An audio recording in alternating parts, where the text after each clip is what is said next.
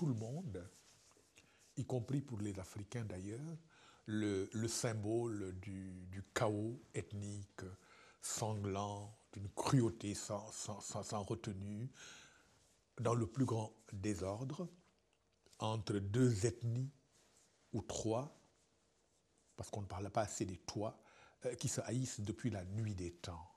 En fait, il n'en est rien. Le vrai paradoxe, c'est que s'il y a un pays où il n'y a pas d'ethnie aux sciences scientifiques du terme en Afrique, c'est bien le Rwanda. Parce que les Hutus, les Tutsis et les Twa vénèrent le même Dieu, ont les mêmes croyances, habitent aux mêmes endroits. C'est des populations particulièrement, comment dire, particulièrement intégrées.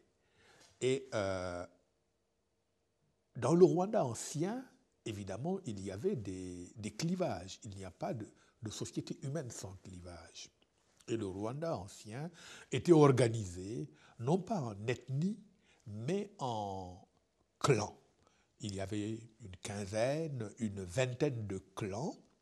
Et dans chacun de ces clans, il y avait des Hutus, des Tutsis et des Twa. Et les guerres se faisaient entre clans et pas entre ethnies. Eh bien, au XIXe siècle, les missionnaires arrivent, la colonisation belge, et peut-être aussi un des drames du Rwanda, c'est que les premiers Européens n'y sont arrivés qu'en 1892, je crois, tellement tard, à la fin du XIXe siècle, et ils arrivent au Rwanda avec une grille de lecture préétablie qui était peut-être valable pour d'autres parties du continent africain, et ils la plaquent sur ce petit pays qui était tellement différent des autres à bien des égards, et le pays où il n'y a pas d'ethnie, peut-être le seul,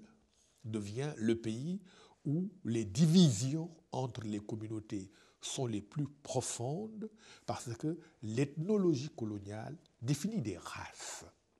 Et ces races-là sont dressées les unes contre les autres dans la logique bien connue du diviser pour régner.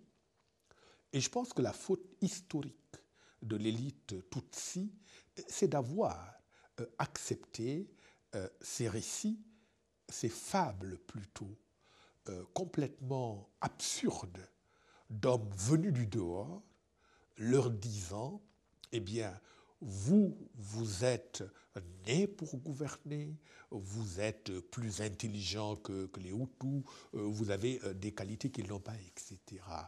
Et à partir de là, tout s'emballe, et dès les années 59-60, on commence, les tueries commencent, l'impunité s'installe, et 1994 devient une apothéose dans l'horreur.